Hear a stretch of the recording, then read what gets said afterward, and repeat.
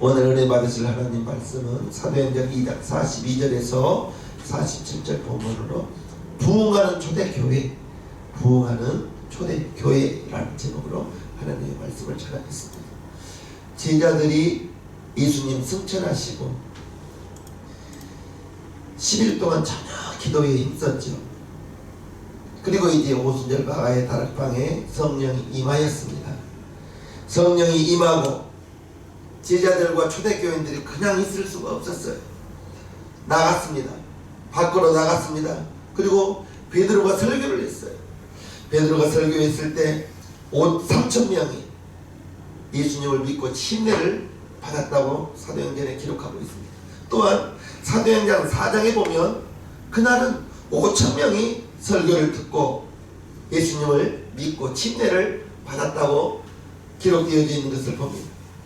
여기서 3,000명 침례받고 5,000명 침례받았다 할 때 일반적으로 이스라엘 사람들이 사람을 이렇게 헤아릴 때에는 20세에서 60세까지 남자만 헤아립니다. 즉 여자와 아이들 그리고 60세 이상 되신 분들은 그 3,000명에 5,000명에 들어가지가 못했던 거예요. 그러면 이제 3,000명, 5,000명 거기에 여자와 아이들, 나이 드신 분들까지 더한다면 더 많은 사람의 숫자가 예수님을 믿고 침례를 받았다는 것을 우리는 알 수가 있습니다. 사도행전 2장과 사도행전 4장에 3,000명, 5,000명이 나오는데 그 후에는 사람을 헤아리지 않습니다. 숫자를 밝히지 않아요. 숫자를 셀 수 없을 만큼 많이 사람들이 몰려왔고 예수님을 믿는 사람들이 날마다 수가 더하였다는 것을 우리가 알 수 있습니다. 베드로의 설교를 듣고 이렇게 많은 사람이 침례를 받고 예수님을 믿기 시작했을 때 사도들이 초대교인들이 얼마나 감격했을까요? 베드로의 설교를 듣고 저 사람 죽여라 이렇게 오히려 예수 전하는 사람들을 핍박해야 되는데 그 설교를 들은 사람들이 회개하고 형제 우리가 어찌할꼬 하면서 회개하고 나오는 것입니다. 이것은 베드로가 설교를 잘한 것도 있었지만 전적인 성령 하나님의 감동하심이 있었던 것입니다. 베드로가 설교를 잘했던 것이 아니라 하나님의 능력으로 설교를 전하였을 때 사람들이 통회하고 자복하고 회개하는 역사가 있었던 것을 압니다. 오늘 본문을 보면 설교를 듣고 회심한 숫자가만 보고 우리가 놀라고 부러워하고 감동할 것이 아니라 회심한 초대교회 성도들이 그 생활하는 모습을 오늘 본문에 담고 있습니다. 사도행전 말씀 중에서 이 말씀을 통해서 많은 목사님들이 설교를 하고 여러분들도 많은 설교를 들었을 거예요. 여러분들도 익히 알고 있는 말씀입니다. 우리가 오늘 이 본문을 통해서 우리가 알아야 될 것은 초대교인들이 예수님을 영접하고 침례를 받고 어떻게 생활했는가, 어떠한 생활을 했는지 우리가 알고 그리고 그들을 닮아가야 되고 배워가야 되고 이 말씀을 우리가 집중적으로 살펴보면서 우리의 삶과 초대교인들이 예수님을 믿고 어떻게 살았는가를 비교해 보면서 이제 우리가 초대교회를 배워야 되고요. 우리가 초대교회 성도들을 닮아가야 된다는 것을 말씀드리고 싶습니다. 오늘 본문을 통해서 초대교회를 살펴보면 5가지 특징이 있는데 5가지 특징이 있습니다. 먼저 42절을 보면요. 저희가 사도의 가르침을 받아. 먼저 사도의 가르침을 받았다는 거예요. 어찌 보면 평범하게 들리는 말일 것 같지만 굉장히 중요한 것입니다. 사도들에게 가르침을 받았다는 거예요. 하나님은 하나님의 말씀을 통해서 알 수가 있는데 하나님의 말씀을 사도를 통해서 배웠다는 것을 우리는 압니다. 초대교인들은 말씀을 사도들을 통해서 제자들을 통해서 배웠다는 것을 알 수가 있는 것입니다. 이것은 신앙의 정통성에 관한 문제인 것입니다. 성경을 누구에게 배웠는가? 대단히 중요한 것입니다. 누구에게 배웠는가? 신천지 같은 이단들은 처음에 접근하면서 어느 정도 교제를 한 다음에 담임 목사 모르게 성경 공부 장소로 인도합니다. 그러한 장소가 그들의 집이나 아니면 카페 이런 데서 성경 공부를 하자고 해요. 그리고 자기들이 모이는 모임방에서 이렇게 성경을 배우자고 합니다. 담임 목사 모르게 한 것이 수상하잖아요. 우리가 들으면, 목사인 내가 들으면 신천지 교리가 정말 코에 걸면 코걸이, 귀에 걸면 귀걸이, 말도 안 되는 소리를 하고 있는데 거짓말도 3번 들으면 진짜 같아요. 우리가 들으면 말도 안 되는 것인데 그들의 설교를, 그들의 공부를 계속 듣다 보면 그런가 보다 고개가 끄덕끄덕해져요. 거짓말도 3번 들으면 진짜 같아요. 담임 목사 모르게 하는 것 우리 성도님들은 없기를 바랍니다. 초대교인들은 사도들에게 설교를 배웠어요. 성경을 배웠어요. 그럼 사도들에게 무엇을 배웠을까? 사도행전 내용을 살펴보면 이제 스데반의 설교나 베드로 사도의 설교를 통해서 알 수 있는 것은 베드로 사도도 스데반 집사님도 설교를 할 때 구약 성경을 가지고 말씀을 끌어오면서 설교를 한다는 것입니다. 구약 성경을 배웠을 거예요. 베드로의 설교, 스데반 설교를 들어보면 이제 예수님을 말씀하시면서 구약의 내용을, 구약 성경의 내용을 인용하면서 성경을 설교를 하는데 그 내용을 보면 분명히 구약 성경을 배웠다는 것을 알 수가 있습니다. 그리고 사도들을 통해서 예수님의 생애를 배웠습니다. 사도들이, 예수님의 제자들이 예수님과 함께 3년 6개월 동안 3년 반을 따라다니면서 예수님 말씀 전하는 것, 병 고치는 것, 귀신 쫓아내는 것, 이러한 것들을 보았단 말입니다. 예수님의 생애, 예수님의 살아계시면서 하셨던 일들, 그리고 예수님이 죽어야만 된 이유, 죽기만 했다면 마귀가 이겼을 텐데 그러나 3일 만에 부활하시고 제자들과 함께 3일 만에 부활하시고 40일 동안 제자들과 함께 생활했습니다. 그리고 승천하셨죠. 예수님의 부활하심, 예수님의 승천하신 것을 가르쳤습니다. 그리고 예수님께서 마태복음 28장에 그러므로 너희는 가서 모든 족속으로 제자를 삼아 아버지와 아들과 성령의 이름으로 침례를 주 내가 너희에게 분부한 모든 것을 가르쳐 지키게 하라. 볼지어다 내가 세상 끝날까지 너희와 항상 함께 있으리라 하십니다. 예수님께서 가르치라 하신 것들, 그런 내용들을 배웠다는 것을 우리는 알 수가 있습니다. 또한 성령 사건에 대해서 배웠을 거예요. 자기들이 말하는데 다른 나라 방언들이 나오는 것이, 그것이 술 취해서 나오는 것이 아니라 성령이 임하고 성령이 충만할 때 방언을 나왔다는 것을, 성령의 역사라는 것을 가르쳤을 거예요. 초대교인들은, 이제 성도들은 예수님을 믿고 난 다음에 사도들에게, 제자들에게 배우기를 시작했습니다. 우리 교회가 정말 내가 안타깝게 생각한 것은 설교를 통해서만 여러분들에게 설교를, 성경을 말하지 성경을 체계적으로 배우는 시간이 없는 것이 저는 정말 여러분들에게 죄송하고 미안하기도 하고 그렇습니다.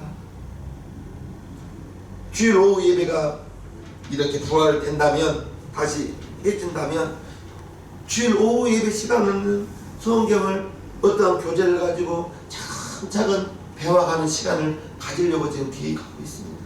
언제가 될지는 모르겠지만 분명한 것은 설교를 통해서 하나님의 말씀을 배울 수가 있고, 또한 이제 교재를 가지고 대화하면서 서로 간에 대화를 하면서 책을 가지고 공부하는, 성경을 공부하는, 분명히 성경은 배워야 되고요. 배운 만큼 아는 것입니다. 언제가 될지는 모르겠어요. 분명히 하나님의 말씀은 배워야 된다는 것을 기억하시기를 주님 이름으로 축복합니다. 초대교회의 특징이 먼저 하나님의 말씀을 배웠다. 두 번째, 저희가 사도의 가르침을 받아 서로 교제하며, 교제했다고. 하나님의 말씀은 이제 하나님과 인간, 하나님과 성도의 관계를 세워주고, 인간의 교제는 사람이 친해지기 위해서는 어떻게 해야 돼? 친한 사람과 밥을 먹잖아요.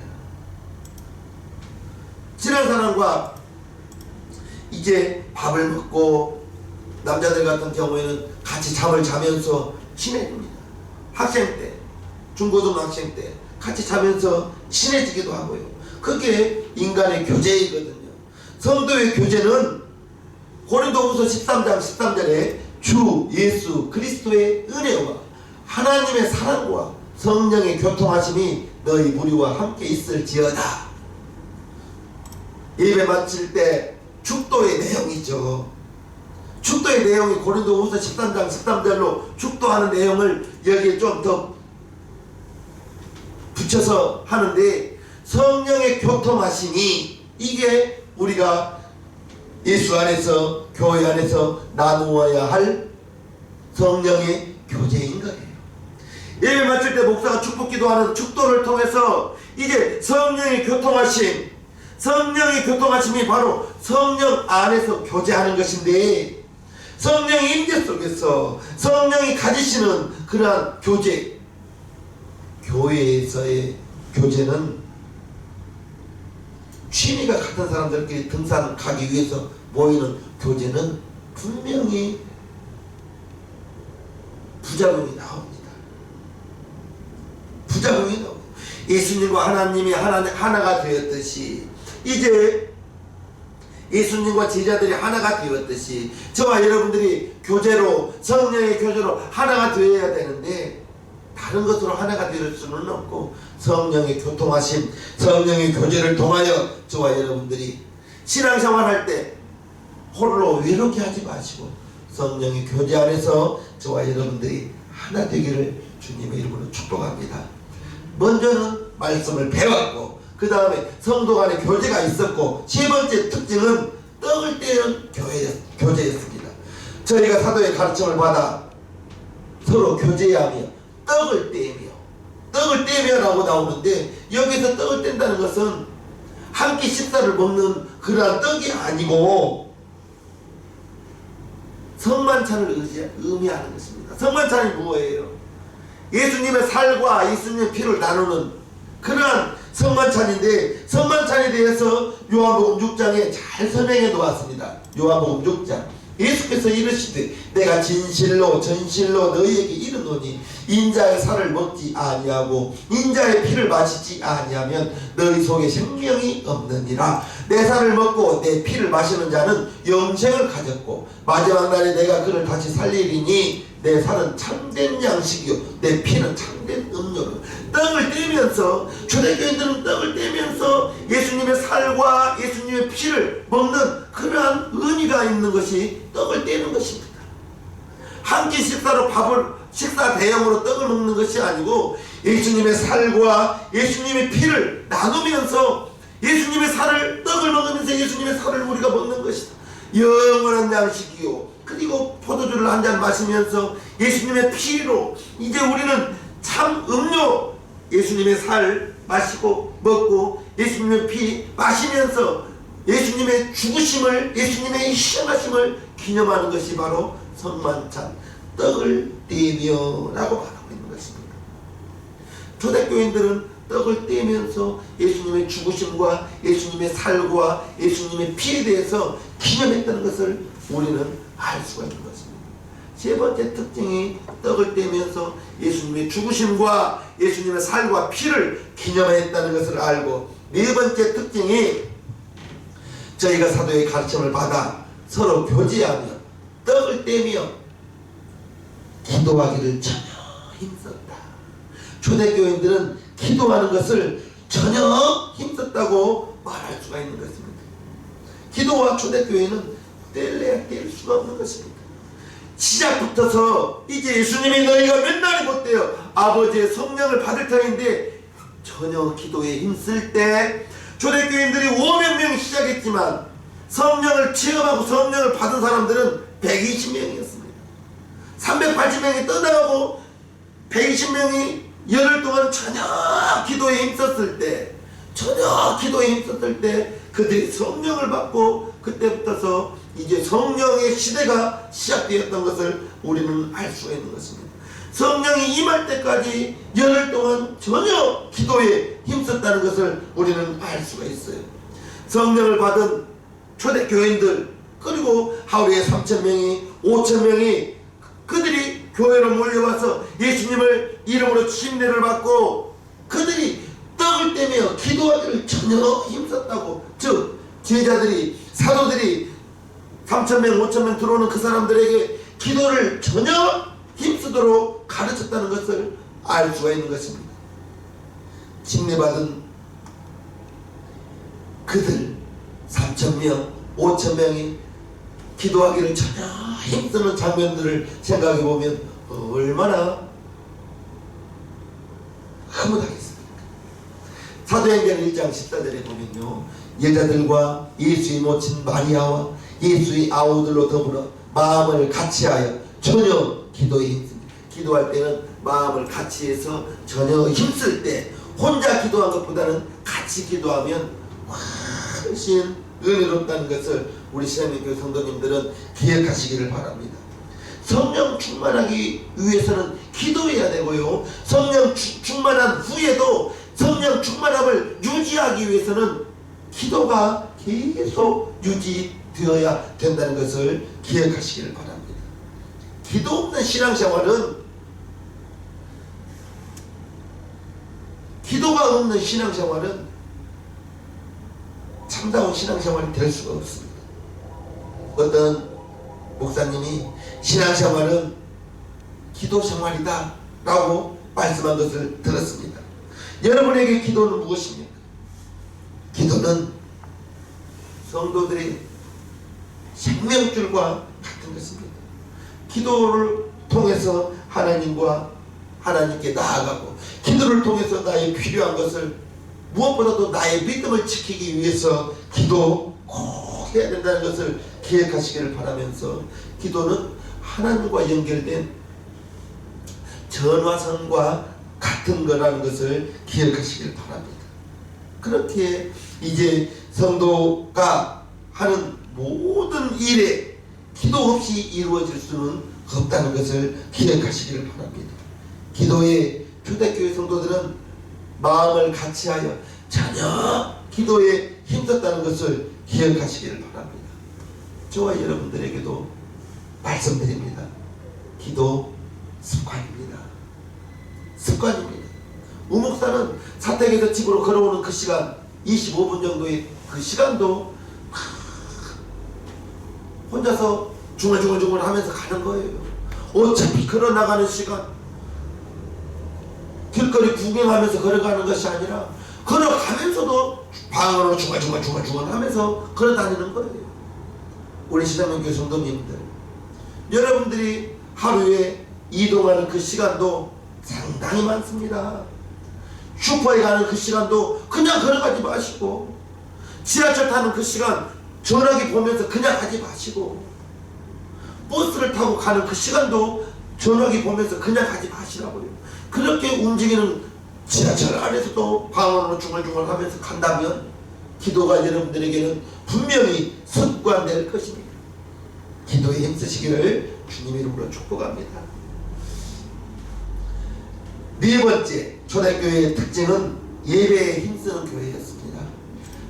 46절, 날마다 마음을 같이하여 성전에 모이기를 힘쓰고. 성전에 모여서 뭐 했겠어요? 예배를 드렸죠. 마음을 같이하여, 날마다 마음을 같이하여 성전에 모이기를 힘썼다. 100% 100% 맞는 말은 아닐지 모르겠어요. 그러나 성도의 믿음을 확인하는 쉬운 방법은 여러분들이 일주일에 예배에 몇 번 참여했는가. 우리가 새벽 예배가 없기 때문에 일주일에 드리는 공적인 예배는 주일 오전 예배, 수요 예배, 금요 예배. 여러분들의 믿음을 확인하는 쉬운 방법은 여러분들이 믿음으로 예배에 몇 번 참여했는지, 교회에 와서 대면 예배를 몇 번 드렸는지, 아니면 방송으로 실시간으로 여러분들이 참여했는지, 몇 번 참여했는지 여러분들이 한번 살펴보시기를 바랍니다.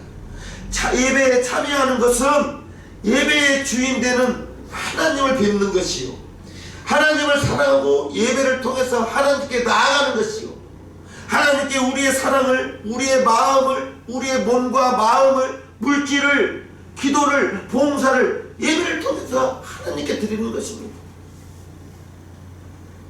성령 충만한 성도는 예배에 힘쓰게 되어 있습니다. 하나님이 찾으시는 자는 예배하는 자를 찾으신다고 요한복음 4장에 말씀하고 있습니다. 아버지께 참으로 예배하는 자들은 신령과 진정으로 예배할 때가 오나니 곧 이때라.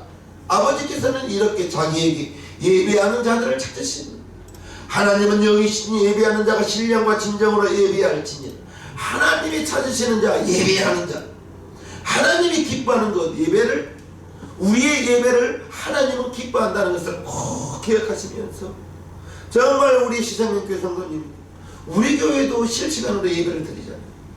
실시간 예배 참석하는 것도 고맙고 좋은 일이고, 더 좋은 일은 정말로 방송으로 참여하는 것도 감사할 일이지만, 현장에서 같이 인도자와 여러분과 얼굴을 보면서 같이 예배를 드리는 것, 훨씬 방송으로 참여하는 것도 고맙지만, 실시간으로 참여하는 것도 고맙지만, 어찌 보니 코로나를 통해서 2년 반 실시간으로 이렇게 예배를 드리다 보니 수요일날, 금요일날 방송으로 보는 것이 우리의 예배가 그렇게 스며들어 버렸어요.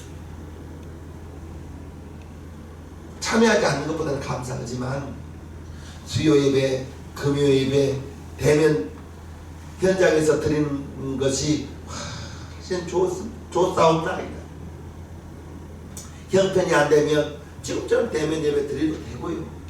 우리의 믿음을 확인할 수 있는 것, 몇 번 예배에 참여했는지, 내가 기도의 생활을 어떻게 하고 있는지 살펴보는 저와 여러분들이 되기를 주님의 이름으로 축복합니다.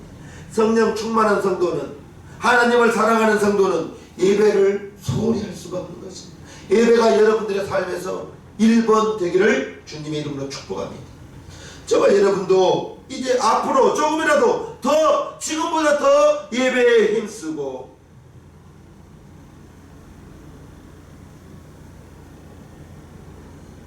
실시간으로 참여 못하는 사람은 실시간에 참여하기를 힘쓰고, 참여하지 못했다면 녹화된 그 영상을 찾아서라도 예배를 드리는 저와 여러분들 되기를 주님의 이름으로 축복합니다. 예배의 자리, 어찌 보면 우리 교회는 예배의 자리가, 여러분들의 자리가 정해져 있어 버렸는데, 예배의 자리도 앞자리가 좋은 자리라는 것을 꼭 기억하시기를 주님의 이름으로 축복합니다. 이처럼 초대교회의 5가지의 특징을 말씀드렸어요. 말씀을 배웠습니다. 말씀을 배우고 성도 간의 교제가 있었다는 것을 알아야 됩니다. 성도 간의 교제, 그리고 떡을 떼는 교회, 떡을 떼는 것이 이게 예수님의 삶, 예수님의 살과 예수님의 피를 나누는 것을 의미한다 드렸습니다. 그리고 전혀 기도에 힘썼다는 초대교회, 예배에 힘썼던 초대교회의 5가지 특징을 말씀드렸습니다. 여러분들에게 부족한 것은 무엇이에요? 여러분들 스스로가 생각해 보시기를 바랍니다. 이러한 초대교회의 5가지 특징을 통해서 초대교회의 3가지 역사가 나타났는데, 먼저는 기사와 표적이 나타났습니다. 사도행전 2장 보면요, 사람마다 두려워하는데 사도들로 인하여 기사와 표적이 많이 나타나니, 기사와 표적이 나타났다는 거예요. 하나님의 능력이, 하나님의 임재하심을 통해서 놀라운 역사를 경험했다는 거예요. 이렇게 기사와 표적이 사람마다 두려워했다는 것입니다. 하나님의 능력으로 기사와 표적이 나타나니 사람들이 두려워했다는 거예요. 이 두려움은 단순히 겁낸다는 것도 있지만 경건한 두려움을 말하는 거예요. 여호수아 5장에 보면 이스라엘 백성들을 두려워합니다. 요단 서편의 아모리 사람의 모든 왕과 해변의 가나안 사람의 모든 왕이 여호와께서 요단물을 이스라엘 자손들 앞에서 말리시고 우리를 건네셨음을 듣고 마음이 녹아버린 거예요. 하나님의 일하심을 듣고 이스라엘 백성들이 다가오는 것을 듣고 마음이 녹았고 이스라엘 자손들이 연고 정신을 잃었더라. 하나님이 함께하니 요단강이 말라버리고 홍해를 건넜다는 그러한 사실들을 다 듣고 알거든요. 그래서 그들이 마음이 녹아버리고 이제 정신을 잃어버릴 정도로 가나안 7족속이 그처럼 마음이 녹고 정신을 잃어버릴 정도로 충격을 받았다는 것을 알 수가 있는 것입니다. 초대교회도 주님이 함께 하시니 성령이 역사하시니 이제 그러한 초대교회 성도들을 통해서 교회의 모습을 통해서 기사와 표적이 나타났을 때 많은 사람들이 놀라고 경건한 두려움을 가지게 되었다는 것을 알 수가 있는 것입니다. 우리 교회도 이제 이러한 역사가 일어나기를 바랍니다. 예배를 드림을 통해서 먼저는 여러분들에게 마음의 무거운 짐이 녹아지고요. 두려움이 사라지고, 아멘입니까? 육신의 질병이 있는 자가 예배를 통해서 육신의 질병이 고통이 고침을 받고 치유함을 받고, 정신적인 문제를 가지고 있는 사람들이 육체의 질병은 차라리 표가 나기 때문에 아프기 때문에 육체적인 질병이 있는 사람은 약국을 갑니다. 병원을 갑니다. 그런데 마음에 상처 있는 사람들은 안 좋은 생각을 해버립니다. 우울증 있는 분 방문을 걸어 담고 나오지를 않습니다. 이러한 사람들이 예배를 통해서 그러한 마음의 질병이 치료 안 받고 해결되고 마음의 기쁨을 가지게 되고 두려움이 사라지고 이러한 역사가 우리 교회 예배를 통해서 나타나게 되기를 주님의 이름으로 축복합니다. 우리 교회를 예배를 통해서 주님의 살아계심을 하나님께 예배를 드림으로 말미암아 마음의 무거운 짐들이 다 녹아지고 없어지고, 할렐루야. 그 다음에 기사와 표적이 나타난 다음에 이제 온 백성에게 칭송을 받았다고 말하고 있습니다. 47절 하나님을 찬미하며 또 온 백성에게 칭송을 받으니, 칭송을 받았다는 거예요. 칭송. 우리 모두는 이제 저와 여러분들은 사람들에게 칭찬받아야 돼요. 칭찬받아야 돼요. 그리스도를 섬기는 자는 하나님의 기뻐하심을 받으며 사람에게 칭찬을 받아야 된다는 걸 기억하시길 바랍니다.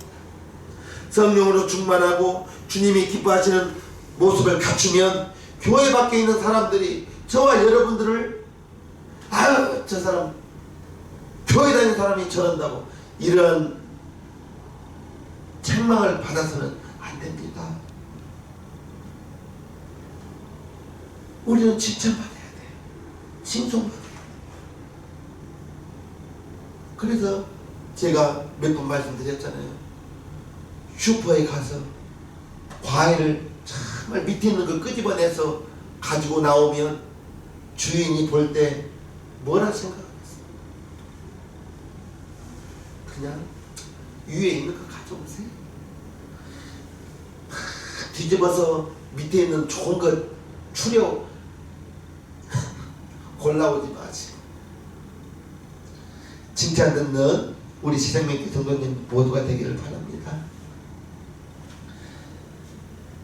그리고 특징이 주께서 구원받은 사람을 날마다 더하게 하셨다. 초대교회의 특징이 날마다 구원받는 사람들이 더하여졌다는 것을 알 수가 있는 것입니다. 이 말씀에서 우리가 알 수 있는 것은 주님께서 함께 하니까 구원받는 사람들이 날마다 더하여졌다는 것입니다. 교회의 머리 되신 주님께서 당신이 보기에 정말 너무 아름다운 교회가 되니 구원받는 사람이 날마다 더하여졌다. 그래서 하루에 3,000명이, 하루에 5,000명의 성도가 복음을 받아들였다는 것을 우리는 성경을 통해서 알 수가 있는 것입니다. 그 이후에 수를 셀 수 없을 정도로 많은 사람들이 예루살렘 교회로 몰려왔다는 것을 우리가 알 수가 있는 것입니다. 오늘 정말로 2025년을 살아가는 저와 여러분들이 코로나를 통해서 교회 만교회 어떤 조사에서는 15,000교회가 문을 닫았다고 합니다. 코로나를 지나고 보니 교회 성도 40%가 떠나갔다고 해요. 정말 지금은 부흥이 안 된다고 합니다. 그러나 우리 신앙교회는 부흥되는 교회였으면 좋겠어요. 부흥되는 교회. 부흥되기 위해서는 정말 초대교인들이 어떻게 신앙생활을 했어요? 말씀을 배웠습니다. 성도 간의 교제가 풍성했습니다. 떡을 떼면서 예수님의 살과 예수님의 피를 기념하는 그러한 일들을 많이 했습니다. 무엇보다도 저녁 기도에 힘썼습니다. 그러니 이제 저녁 기도에 힘쓰고 예배를 소홀히 하지 않았다는 거예요. 그렇게 되니까 기소와 표적이 나타나고 사람들에게 칭송을 받으며 구원받은 사람들이 날마다 더해졌다는 것을 오늘 본문을 통해서 우리가 알 수 있었습니다.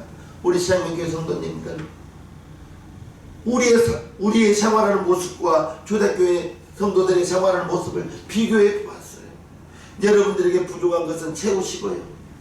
여러분들이 무엇보다도 예배를 소중히 여기시면서 기도에 힘쓰는 저와 여러분들이 된다면 하나님을 찬미하며 또 온 백성에게 칭송을 받으니 주께서 구원받은 사람을 날마다 더하게 하였다는 그러한 초대교회의 역사가 우리 용산 생명교회 성도들을 통해서 우리 교회를 통해서 이와 같은 역사가 나타나기를 주님의 이름으로 간곡히 축복하옵나이다. 하나님을 찬양하겠습니다. 오 놀라운 구세주 찬양합니다.